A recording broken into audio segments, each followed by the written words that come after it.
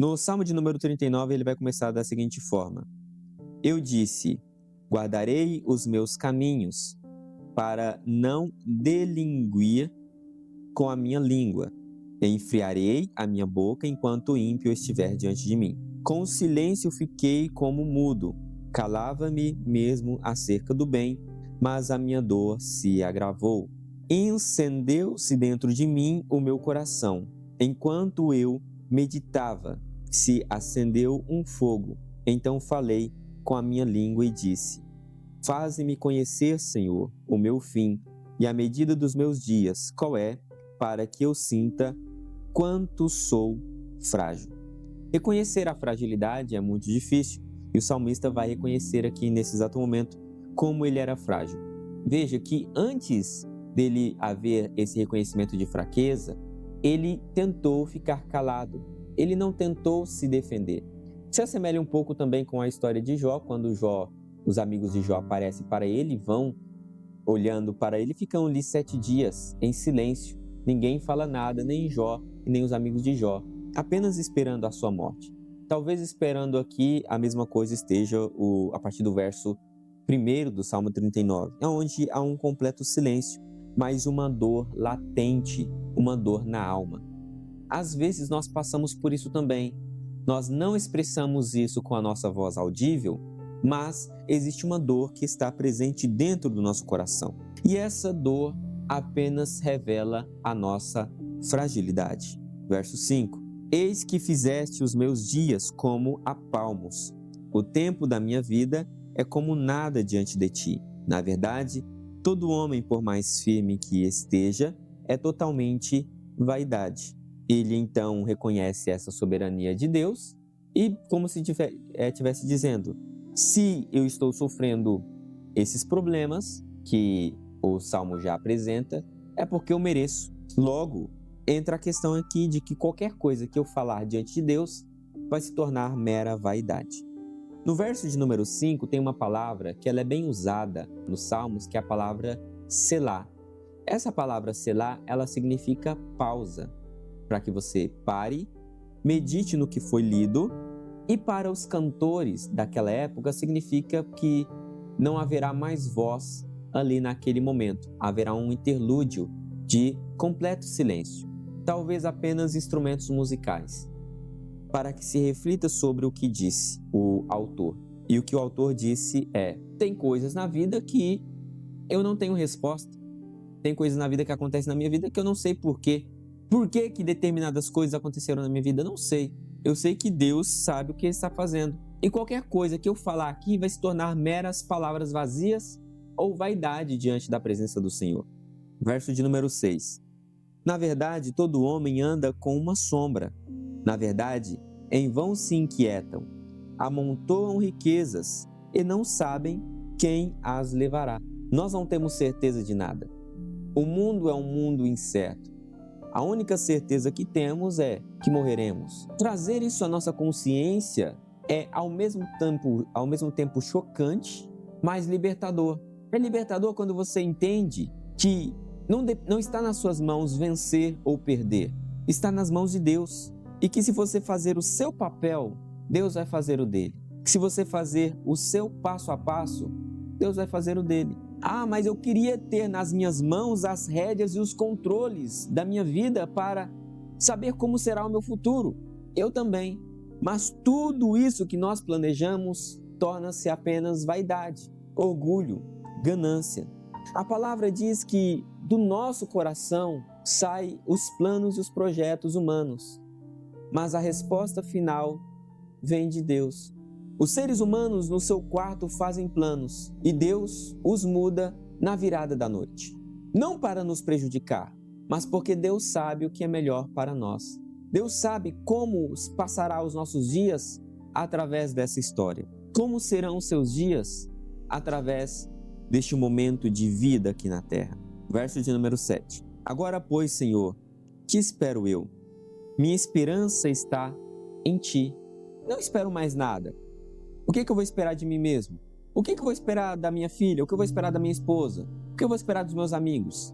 Nada, porque a minha esperança está em Deus. Se a minha esperança está em Deus, eu não serei frustrado.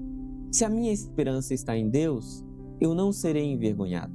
Se a minha esperança está em Deus, eu não serei confundido. Se a minha esperança está em Deus, eu não serei traído, porque Deus é fiel para com a sua palavra. Você tem a coragem de hoje colocar a sua confiança em Deus? Ou você diz confiar em Deus apenas com a sua boca, com a sua voz? Mas diante do sofrimento, a primeira coisa que você faz é correr para o governo, correr para o político, correr para o pastor ou correr para algum psicólogo. Mas você não dobra os joelhos, não tem coragem de dobrar os joelhos e falar com Deus. E o que Deus quer é simplesmente um ato de devoção, que você converse com Ele. Como diz no Salmo 38, confesse os seus pecados ao Senhor. Confesse a sua fragilidade ao Senhor. Confesse quem você é diante do Senhor. Verso de número 8. Livra-me de todas as minhas transgressões. Não me faças o opróbrio dos loucos. O que é opróbrio? Vergonha. Não me faça a vergonha dos loucos. O que os loucos fazem? Não confessam a deidade do Senhor. Os loucos não reconhecem que Deus é Deus. Dizem constantemente no seu coração, assim fala o Salmo. Dizem os loucos, não há Deus. Loucos na Bíblia são aquelas pessoas que não confessam a existência de Deus. Mas nós, às vezes, confessamos Deus com a nossa boca, mas não conseguimos professar isso através das nossas atitudes, através de quem nós somos em Cristo Jesus. Por quê? Porque as nossas atitudes são falhas. As nossas atitudes não são de acordo com a palavra do Senhor. Verso de número 9. Emudeci, não abro a minha boca porquanto tu o fizestes. Tira de sobre mim a tua praga. Estou desfalecido pelo golpe das tuas mãos. Pelas mãos do Senhor estou aqui. Teologia da retribuição. Verso de número 11. Se com repreensões castigas alguém por causa da iniquidade, logo destróis como traças a sua beleza, de sorte que todo homem é vaidade. Selá. Ou seja, reflita novamente sobre isso que acabamos de falar. O Senhor repreende e castiga alguém por causa da iniquidade. Cometeu iniquidade, retribuição. Percebeu? Então são dois salmos que nós lemos aqui, o Salmo 38 e o Salmo 39, que um vai colocar a visão de uma pessoa que está sofrendo e outro vai colocar a visão de alguém que pensa mais sistematicamente a respeito da existência do mal e do sofrimento no universo. As duas visões, elas são incríveis de você fazer. Tem pessoas que são mais racionais, que entendem de uma maneira mais racional a sua existência. Tem pessoas que são mais emocionais, que não querem entender tanto por que estão aqui, mas elas sentem a dor da existência, sentem o peso da existência. Às vezes é assim. E aí, às vezes você fica perguntando por que existem tantas igrejas no Brasil. É exatamente por isso. Porque tem igrejas que tratam exatamente das emoções, das almas das pessoas. Se você chegar cheio de filosofia, de teologia para algumas pessoas, ela não vai entender, não vai conseguir compreender o amor de Deus. Mas se você entrar com uma palavra de emoções, de um cântico, de um abraço, ela vai entender que o amor de Deus está presente ali na sua vida. Até mesmo Jesus com os apóstolos, Jesus tratava cada apóstolo de uma maneira diferente. João deitava no peito de Jesus, era mais emocional. Jesus dizia que ele o amava. Pedro já era uma pessoa mais ríspida e chucra. Jesus tratava com ele falando: Pedro, não faça isso, faça aquilo, dando ordens mais imperativas. O amor de Deus, de Jesus para os dois era igualmente, mas ele tratava de forma individual cada um deles. É por isso que Deus nos trata também de uma maneira individual. Deus chega para você quando você está sofrendo, Deus te dá um abraço. Às vezes Deus não fala nada. A presença dele é suficiente para te reconfortar. Em outros momentos ou para outras pessoas, a pessoa não quer uma emoção. A pessoa quer explicações. Senhor, por que eu estou aqui ou por que eu estou sofrendo? E Deus vem e explica através da palavra, do ensinamento. O que eu estou dizendo para você é, irmãos, não tente encaixar e colocar o Espírito Santo dentro de uma caixinha. Deus faz como quer, através de um louvor, através de um estudo, através de uma profecia. Não tente limitar a ação do Espírito Santo através do seu gosto. Não é porque você tem uma compreensão do Evangelho que as outras compreensões estão erradas. Por que nós estamos falando isso? Porque nós estamos lendo aqui 2 salmos que têm apelos completamente diferentes, visões diferentes a respeito de uma mesma situação, que é o sofrimento humano. E uma coisa, antes de nós lermos o verso de número 12, uma coisa específica que nós aprendemos é que Deus está presente, tanto em uma situação quanto em outra. O Senhor não está surdo para com os seus filhos. E essa é a compreensão do salmista do Salmo 39, quando ele vai dizer: ouve, Senhor, a minha oração, e inclina os teus ouvidos ao meu clamor. Não te cales perante as minhas lágrimas, porque sou para contigo como um estranho e peregrino como todos os meus pais. Não te cales, Senhor. Eu sei que eu sou um estranho, alguém que está de fora. Poupa-me, até que tome alento, antes que me vá e não haja mais.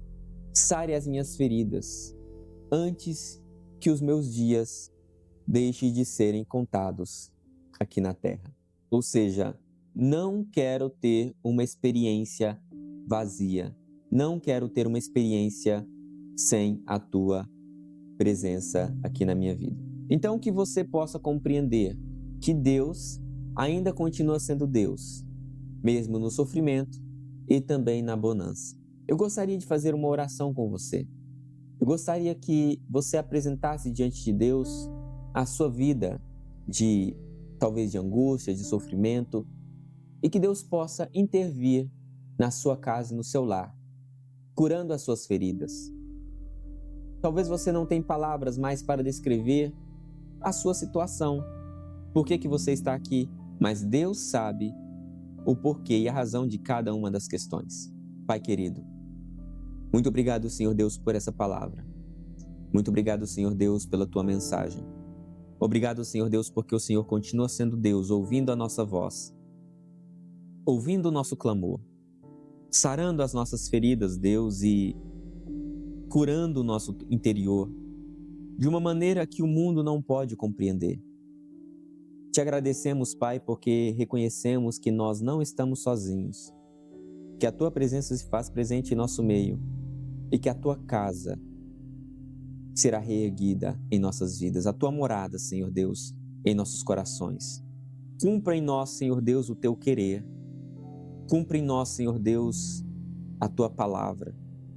Que os nossos corações, Senhor Deus, sejam reerguidos, edificados.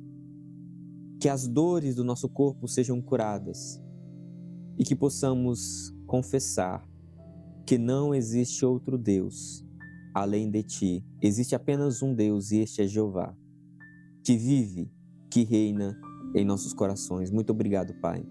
Assim te agradecemos em nome de Jesus. Amém.